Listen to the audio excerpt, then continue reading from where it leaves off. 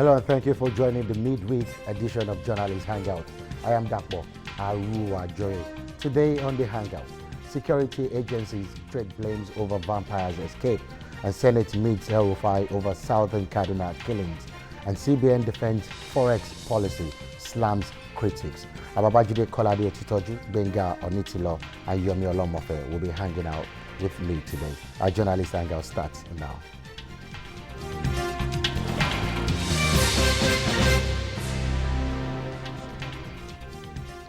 On January the 27th this year, a High Court in Owerri witnessed a movie-like incident when daredevil hoodlums have stormed its premises, shot at prison officials and whisked away Chibueze Henry, otherwise known as Vampire. A Vampire had been in prison custody since 2015, and he was standing trial for kidnapping and armed robbery. The incident was a catastrophic failure of intelligence and communication among Nigerian security operatives.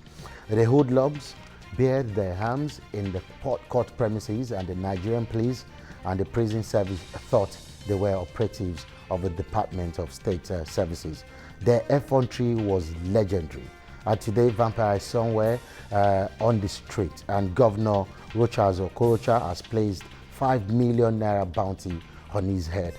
Are we serious about security in this country? And that's a big question I'll be asking these gentlemen today. Ajide, let me start with you. This is something we should be seeing in Hollywood movies happening in our country. You see, things confound me in our country. Sometimes I can't find the words to describe some interesting events when they happen. In the case of Vampire's escape, I find it difficult to believe that the escape was not contrived by people whose duty it is to protect the Nigerian people. You mean the security agents? Yes. It's extremely difficult for me to not believe that this was arranged by people whose duty it is to ensure that that guy is kept out of circulation. This is a high-profile criminal who was said to have killed a man who paid him 100 million naira ransom. Remember, after his arrest, the governor personally even witnessed the parade. Yes. And the governor addressed the press like he was the one parading him. That's to tell you that he was a high-caliber suspect. And he had been in detention since 2015 for killing his girlfriend, for killing more than 50 people. This same man, knowing how dangerous and bloodthirsty he is, you are bringing him to court along with about 48 others. You didn't get sufficient security cover. So how can you explain this kind of thing? Then the question what also confounds me is the fact that the question that you ask is, where is the Owerri High Court located? Owerri High Court is surrounded by the government house, the Imo State Police Command Headquarters, the Shell Camp Police post. It is not far from the headquarters of the DSS. It is not far from the headquarters of the Civil Defense. Yet with these people, with these security agencies around that area, these guys were able to still take this fellow away. Now, when the operation lasted 10 minutes, why couldn't phone calls be made for security men to rush to the area and barricade the main escape routes? The shots were fired, so they could have even heard. 10 minutes. They were exchanging gunshots in the premises before they were able to overpower the security men in the premises of the court. Why couldn't they secure the routes through which he could have escaped? Why are we so bad when it comes to responding to unfortunate incidents like this? A lot of questions.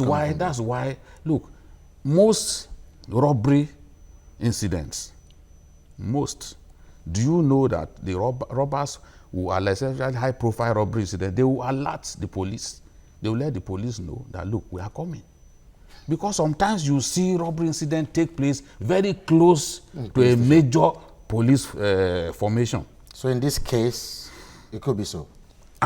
Why you can see that the security agents, they are trading blames, that look, it's your fault. And the governor is saying, look, I want to blame the prison service. Because naturally, knowing that you are bringing this kind of person to court, knowing how dangerous it's always been, there should have been maybe a lorry load of mobile policemen if you don't want to use soldiers. Let me go to others also. I mean, what do you think? Because how did you receive the news, like your country stormed the court premises, a sacred place? You see, Dapo, I must say that quite a lot must be placed on the doorsteps of the attitude of our security agencies. There is a lot of complacence. There is a lot of lethargic. People are laid back when they are saddled with very ultra-sensitive security engagement assignments. This is a fellow whose profile we all know. How and why will you take him alongside about, that's a horde, 48 or so others, alongside a notorious person such as Vampire? And then even if he must so do, why is the security arrangement from every point, departure from the prison, arrival at the court, departure at the court, and all of that? Now, this is somebody who's been in prison custody since 2015. He should have been isolated. He will have had ample time to test, to check out, to simulate the security arrangements in place each time they take him to court. And if you combine this with the revelations we are getting, that in a prison premises, inmates have as many as 264 cell phones. This is enough to run a communication network that is even global. You understand it? And so therefore, I want to ask very serious questions of those that has been saddled with the onerous duty and sensitive duties of deterrence setting.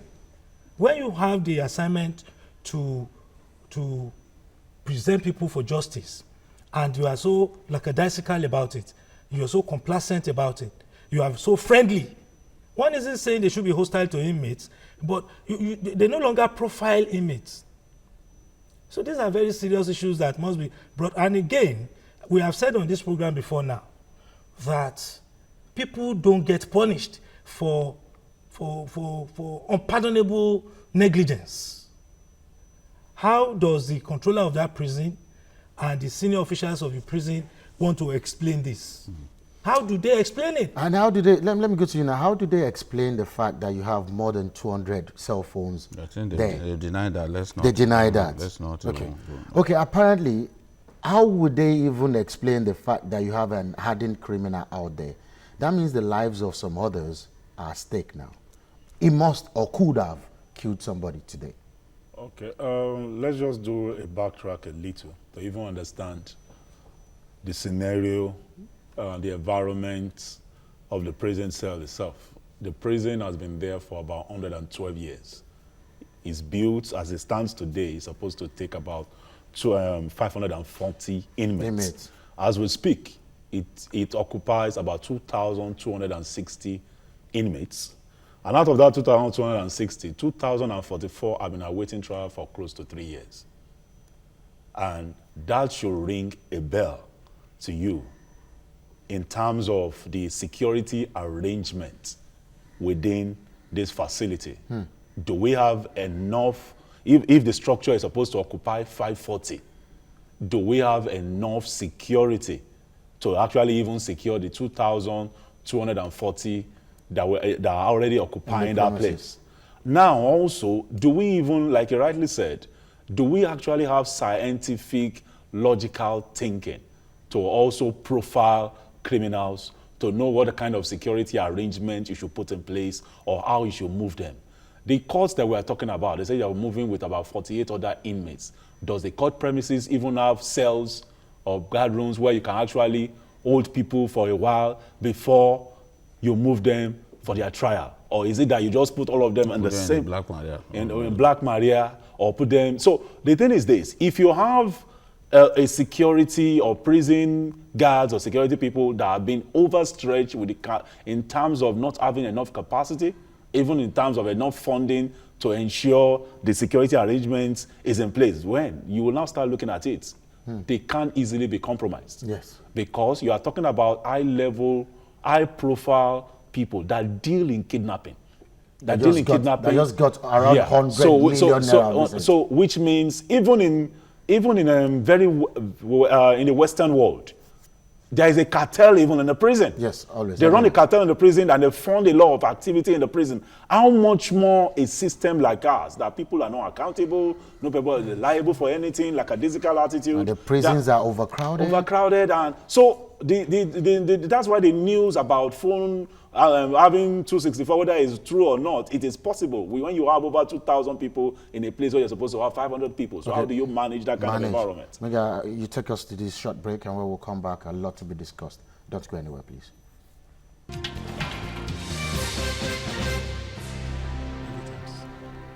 So welcome back. I was still looking at the daredevil escape of a vampire, a prisoner in Imo State. And Jide, what do you think? Because 5 million naira bounty, according to you, has been placed on this guy. Are we getting this from? Maybe they will remove it from the salaries of people that escaped, that helped him to escape. Or are you taking it from the coffers of the state, a taxpayer's money, for the lackadaisical attitude of the security agencies? So the thing is, whether the security agencies were lackadaisical or not, vampire on the loose is danger for everyone. Even those of us in Lagos State here, we are not safe. Anything can happen. Because, you know, these kidnappers have cells across. The guy who coordinated the kidnap of a constitutional lawyer, Osekome, and collected 80 million naira ransom from him. When he was arrested, he revealed that he had cells across the country. So we don't even know whether vampire has cells here in Lagos. It could be so here a vampire in Lagos. On the loose is premium danger for everyone. So it's enough. I mean, it's important that Okorocha does whatever he can do, maybe even increasing the bounty, you know, so that they can get information that will lead to his arrest. Because all the people who have been contacted to act as witnesses against him, he's going to go after them. Wherever those ones are, they must go and hide under their beds now. Because if he gets them, he will kill them. He will kill policemen investigating his matter. It's that dangerous.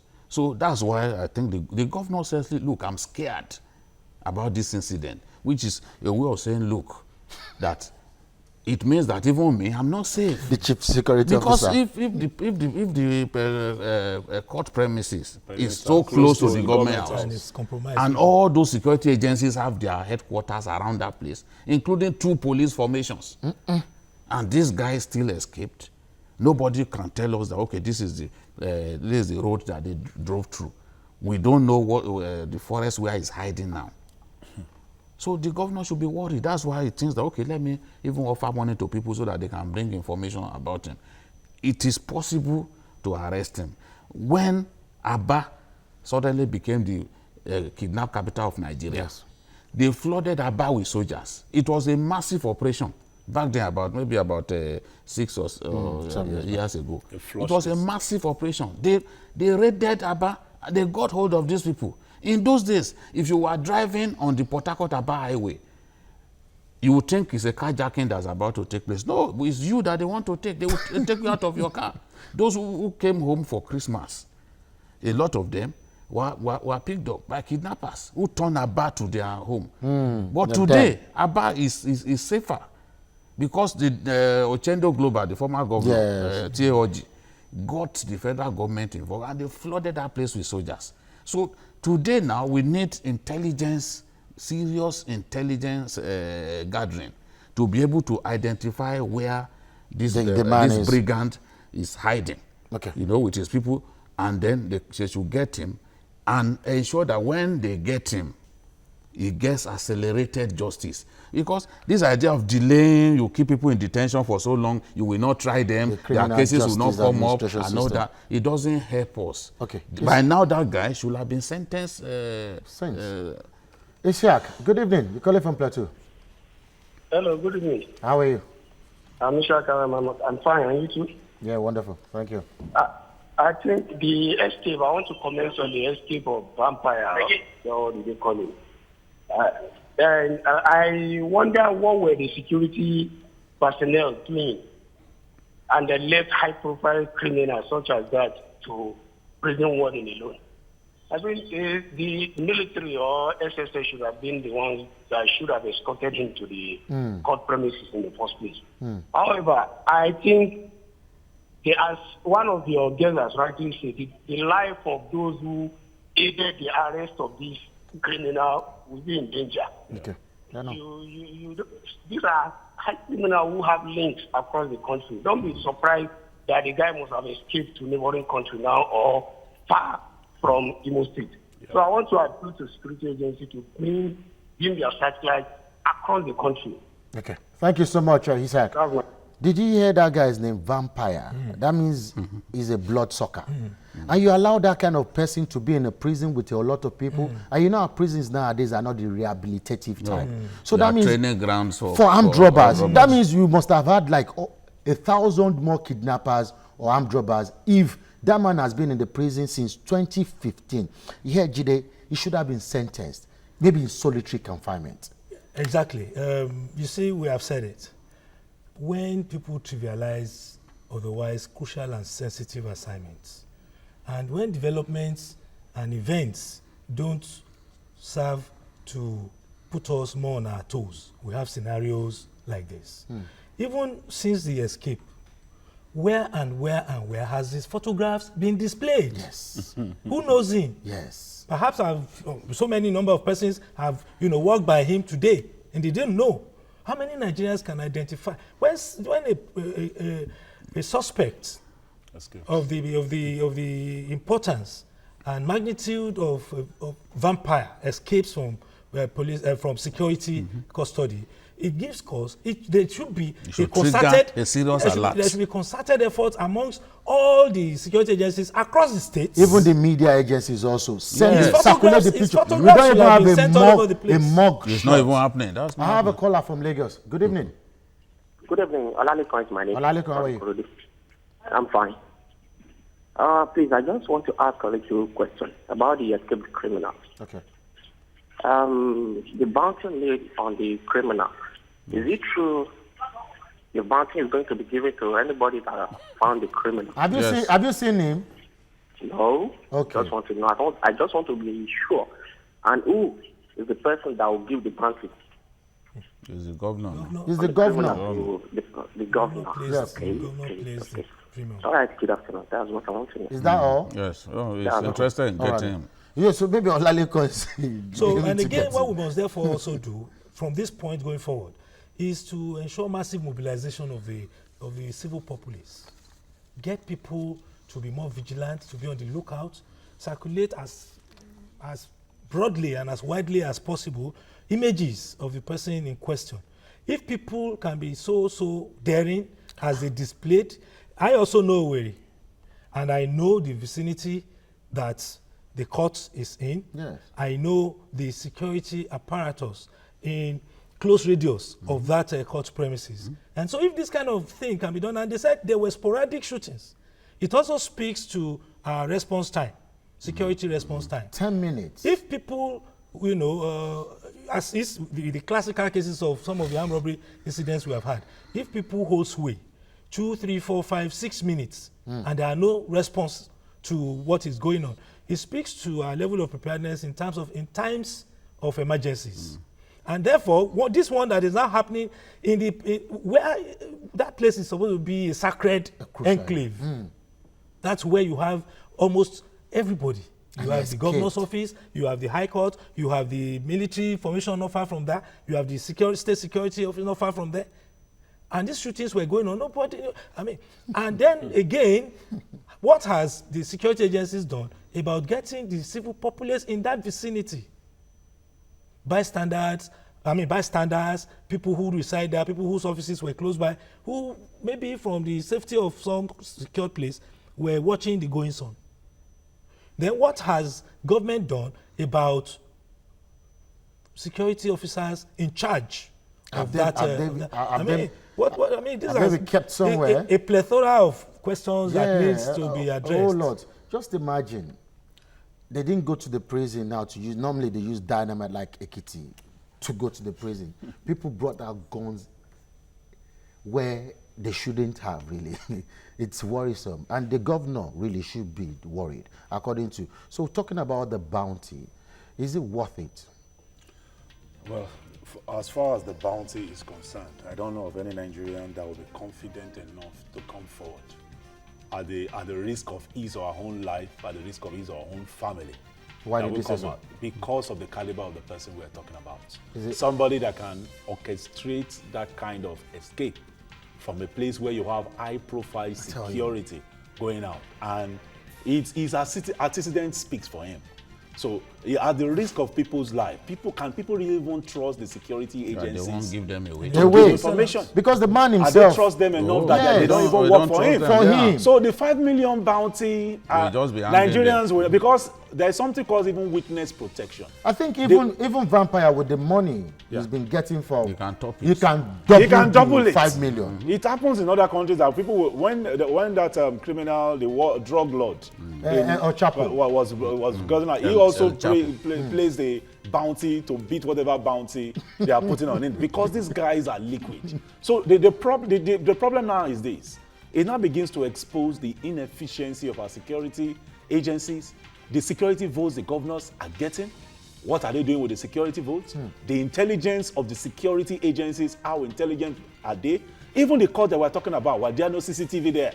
To even be able to show you what has happened. Do they have? You can guess that they are on. So there are quite a lot of questions here, a lot of loose ends here. And I trust me, Nigerians don't have confidence in being able to come out and do something. Even if for 20 million, nobody will. I think governors should stop calling that security vote, because they don't use it for security. It's not showing. So what should they call it? Give it a different name. Like chop vote. Chop vote. Okay, you're taking us to another break. Still ahead on Journalist Hangout. Senate meets El-Rufai over Southern Kaduna killings. More of these after the break. Please stay with us.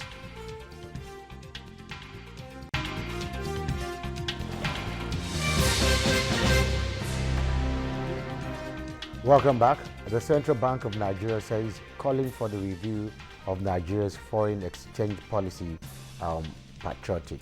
It says that its forex management decisions were designed to cope with the challenges posed by the rapid depletion of the country's foreign exchange reserves, considering the decline in Nigeria's oil revenue.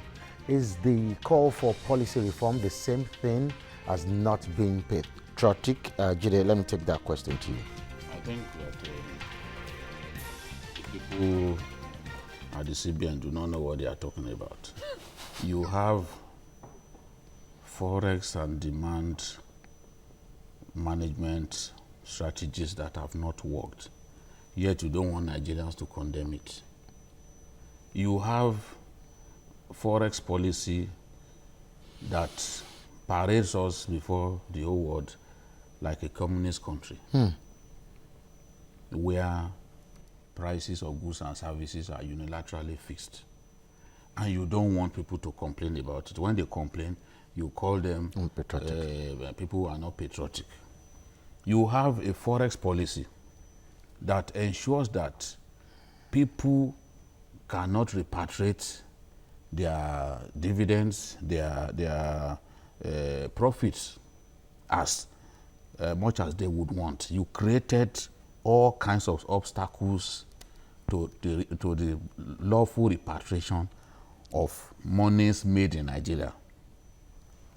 In doing that, you've now created a situation whereby the so-called portfolio investment that should come into the country is not coming.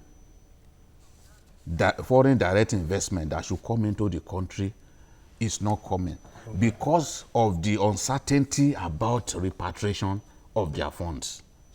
And we have a situation in which you now said, okay, but you banks, you must give 60%, set aside 60% of foreign exchange that you have. You must set it aside for the manufacturing companies. Manufacturing sector accounts for only 10% of the Nigerian GDP.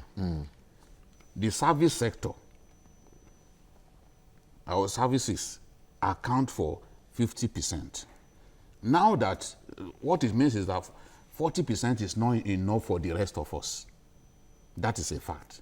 No matter how important manufacturing is, the fact is 40% is not enough for the rest of us. So everybody has literally, things have literally collapsed because you can't source forex, and the quantum of forex that you have set aside for other sectors outside of manufacturing is just not enough. So we are in this mess. And what people are saying is, look, when you have tried a policy and it has consistently failed to work, why don't you try something else? Every time I hear even the vice president say, no, we shall not float the naira, we shall not do this. So what do you want to do next? Okay. And the same government is refusing, even as we speak now, to deal or negotiate with the Niger Delta militants. Because we have refused to negotiate, we have lost, on the average, we've lost about $6 billion in 1 year alone. Other governments before this administration had cause to negotiate, and they negotiate and we hand more money. And to we start float, we need 2.2 million barrels a day, right? To start float. Yes, at least. And again, can I ask a question? With all you've said now, does it mean you are unpatriotic? Well, if anybody says I'm not patriotic, then I want to see that person stand before me and demonstrate his own patriotism. Wonderful. What do you think? Do you want to remain patriotic or not? For me, I think the argument of the CBN is not tenable. It is weak. It is watery. As far as I'm concerned, it is unacceptable. Because if you are put in a position to make life better for people, and their lives are not getting improved, and they're trying to draw your attention to it, that look, these things are not going the way we expect it to go. It's either you come out to say to them that, look, I cannot fix it, and then you honorably bow out, or you are there. Or get people to help you. In all of the arguments of CBN, I read through it, I can't place my finger on any one specific, other than these explanations that are not working. So we all know that basically foreign exchange, or dollar earning or whatever foreign earning, is predicated on international trade. Yes. You need to export. You need to export massively. And produce. And then produce what you export. Now, if you don't do all of this, where do you expect the earnings to come from? If the only thing we rely on in our country is oil, and our oil is suffering all manners of setback from aggrieved people, from people who are doing sharp practices, from all manner. If all of this problem is hobbling our major source of foreign exchange earning, and the CBN, rather than speak truth to their employers and those who have put them in, are trying to hoodwink the populace, nobody will have complained if things were going well. If things are not going well, what do you do to fix it? You cannot be using the same approach for a matter and it's not working. And be expecting my own view is that So you think it's trial and error? They are just trying to, they want to justify this multiple foreign exchange window because it's the politicians largely that continue to benefit from this. I think they just want to sustain it by force. Because I really can't see why anyone will say that I must continue with this strategy that is not working. And the people, let me go to Benga, I'll come back. And the people are suffering.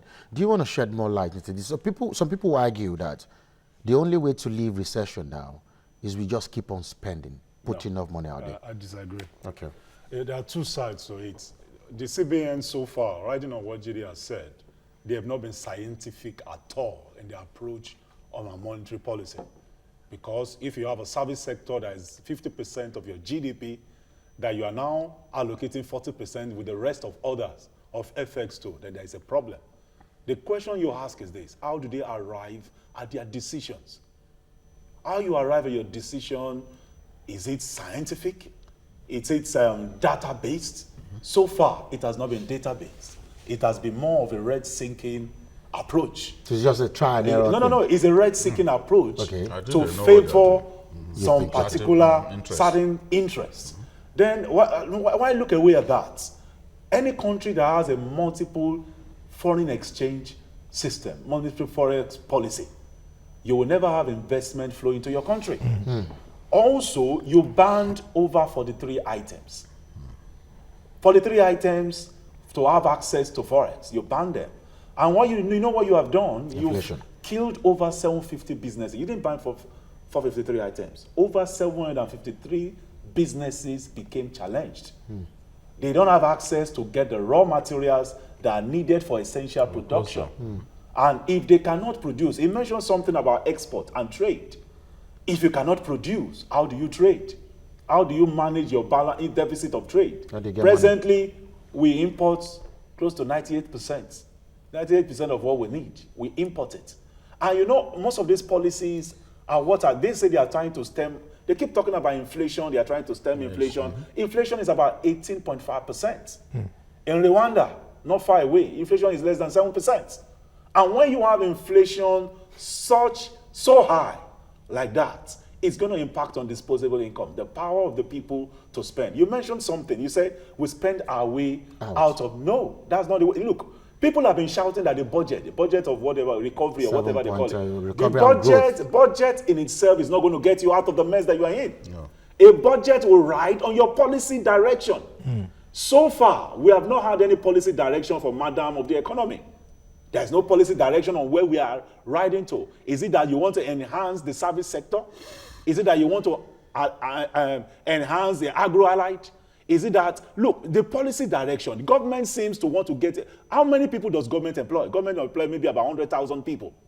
And at the end of the day, government sees itself as the one that is going to spend the way out of. When you look at even the budget is even a weak budget. It's not different from what we have in 2015, 2016. It's the same budget. You keep buying the same, appropriating money for the same thing, catering equipment, for example, in State House. It's about 14 million. 14 million last year. This year, you're appropriating maybe about 26 million. What has happened? You still keep appropriating money for the same thing. So and in spite of that, even funding the budget itself is a massive challenge. No, because even the bulk of the budget is on recurrent.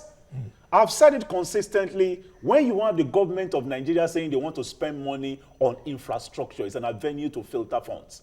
Infrastructure, all of governments all over the world are smarter these days. They do private sector participation. Exactly. We've been making so much money that we want to fund the rail system. All over in developed and sophisticated, it's in the hands of the private sector. You give it out. Look, if your budget... Which is what Ambode is doing. If your budget is not built around education, health, and security, the core of your budget, and you are saying you are spending about 70% on recurrent, payment of salaries for who? Inefficient, unproductive civil service. Wow. And you say we want to get out of recession. I don't think we are ready yet. Dari, good evening from Kaduna. Hello, good evening. Good evening, sir. Yeah, my name is Elder Dari Adebanjo. You're welcome. Your contribution, please. Yeah, I think it is rather unfortunate. Yeah, hello. Yeah, good evening, my brother. Good evening. Just continue, Dari. We're listening. Please, do we need a rocket science to actually... I think your question has been heard. Do we need a rocket science? Just keep talking. Are you still there? Yes, I'm still here. Just keep talking. Just keep on talking. Don't stop. Rocket science to assemble an economic team in Nigeria with the vast resources that we have? Yes, I'm still here. Yeah. Okay, wonderful. There's a delay somewhere, but you've asked the question. Do we need rocket science to assemble an economic team? Thank you so much, Dari. Now we need to go on a short break. When we'll come back, we'll continue with the discussion. Don't go anywhere, please.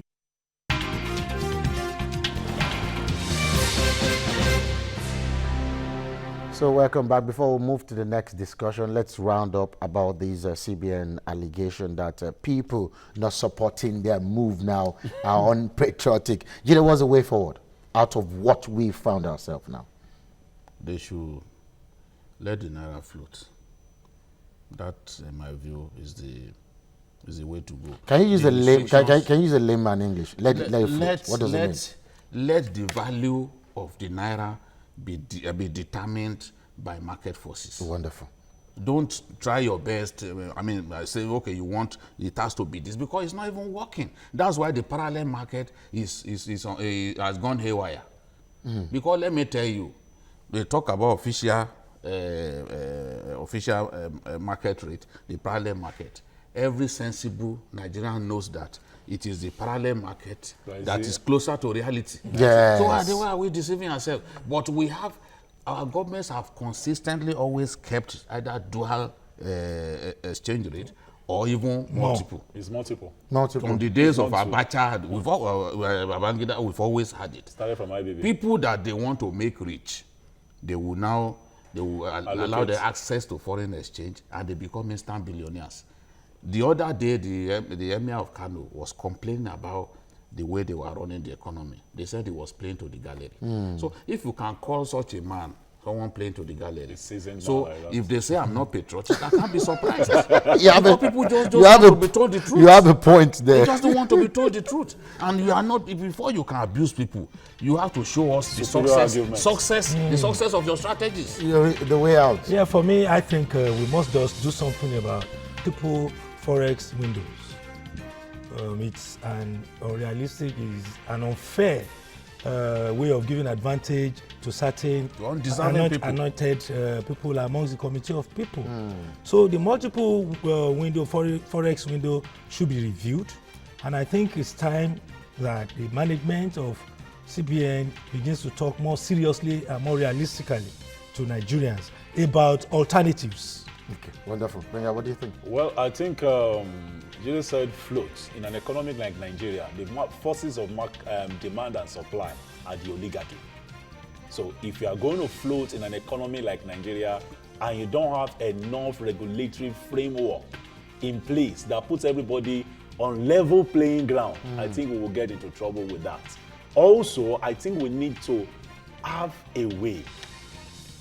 Every monetary policy of an economy is going to ride on your fiscal policy. The CBN alone cannot address this issue.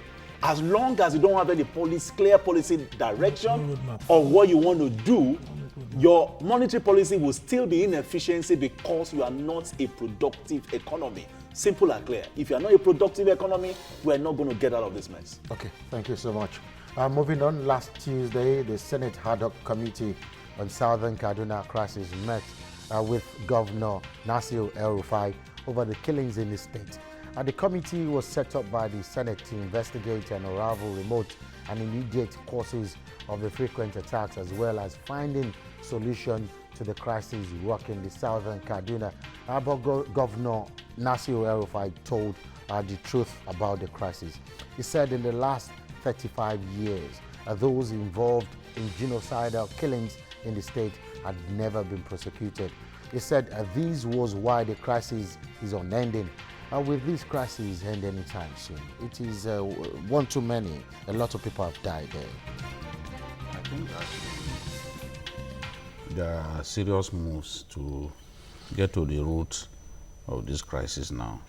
We told El-Rufai to talk less and try to build consensus around the ultimate solution to this problem. And I'm happy that in the last few weeks, quite a number of prominent Nigerians have gone to Kaduna to talk with the short man who is the governor of the state to see how this problem can be solved. That El-Rufai is beginning to receive people, shows that he wants the problem to end. It does not dignify him. It does not do him any good that his subjects are slaughtering themselves.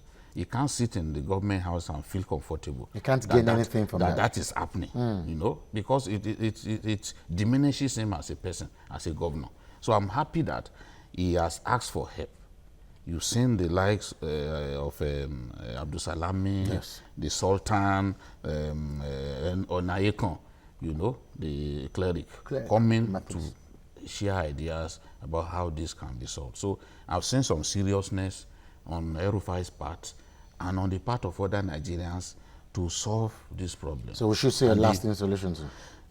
Not immediately, because even after all those talks, they are still silently killing people and all that, which is what bothers me.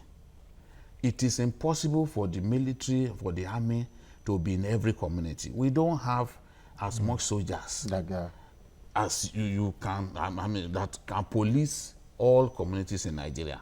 We can't. We can't find the number. So, but our people must realize that they need to live together.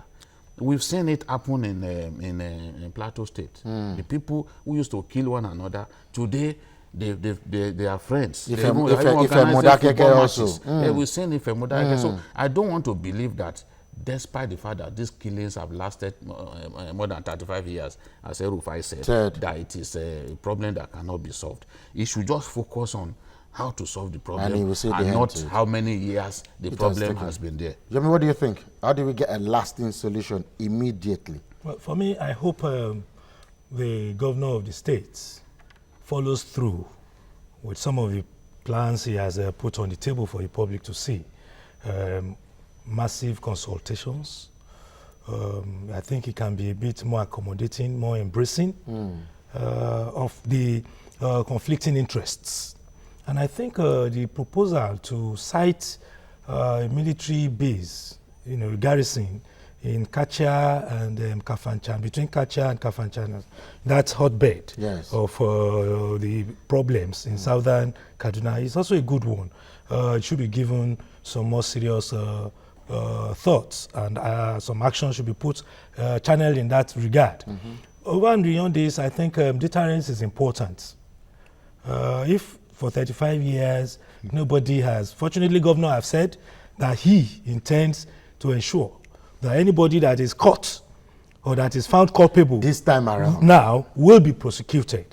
For as long as it's not the judiciary. For as long as the will to prosecute is not there.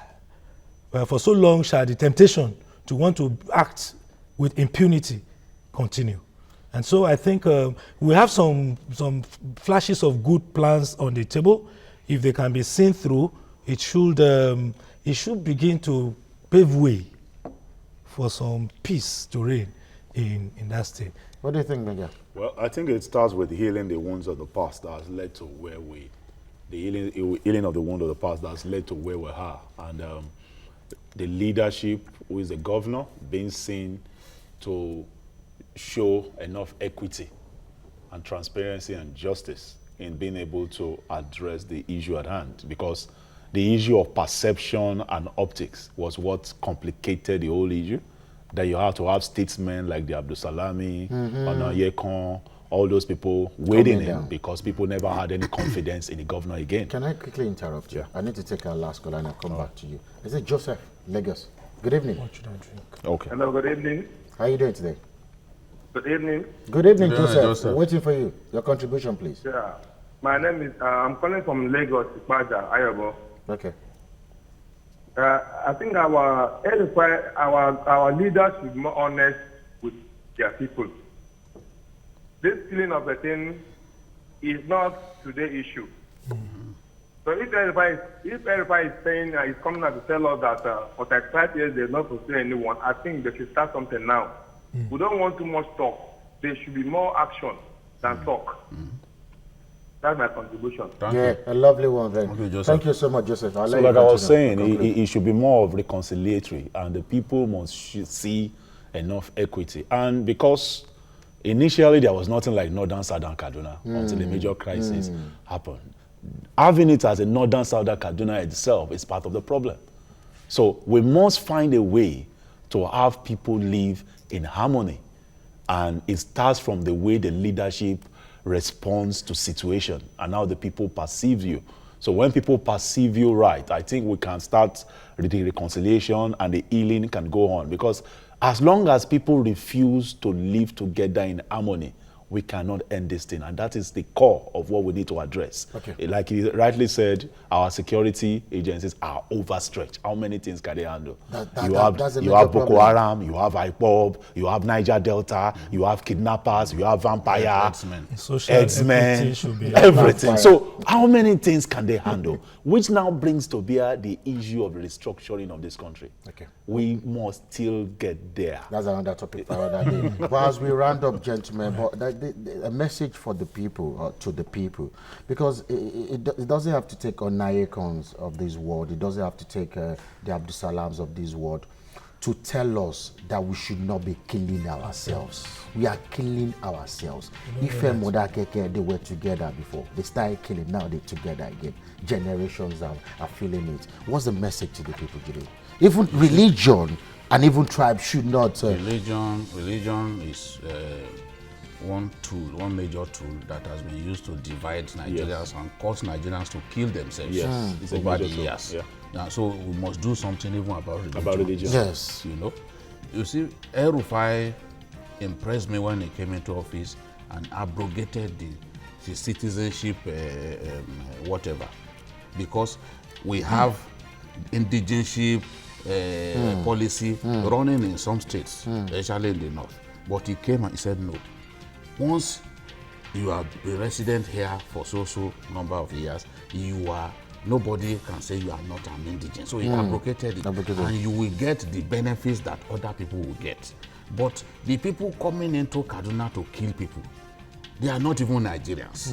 So whatever message the governor has or some other people, they don't want to hear. They just want to shed blood. And the question is, how many drums of blood will atone for whatever these people want us to believe has been done against them? How many lives will they take before they stop killing people? So we must do our best to stop these killings. Let the church leaders, let the community leaders come together. I believe that peace can come to Kaduna, and I want to believe that it won't be long before lasting peace is secure. What do you think? Jide has said quite a bit. I think we must tolerate one another. We must step up advocacies for tolerance, and then we must step up advocacies for peaceful coexistence in our land, regardless of where you are. These are the things that we all must now work towards. And even Wale Soyinka said, if you don't kill religion thereabout now, you might. Religion is one of our major divisive factors. Aside from ethnicity, religion plays a critical role. And that is why the influence and the power religious leaders have in a country like ours, you cannot play with that. So people valuing human life, I seeing ourselves as one, is a factor to us building a country back where people can have faith and confidence, and can have a peaceful coexistence. And I think those are the things we need to start preaching and pushing. And they said, if you don't live together, I will perish. I will perish together. And they say that tribes cannot work together except they're in agreement. Yes, tribes and tongues may differ, but in brotherhood we stand. And that's the message. Thank you so much, Benga, Yomi, and Babajide Kolade Tutoju. And thank you all for those that have called. Also, that's all on Journalist Hangout.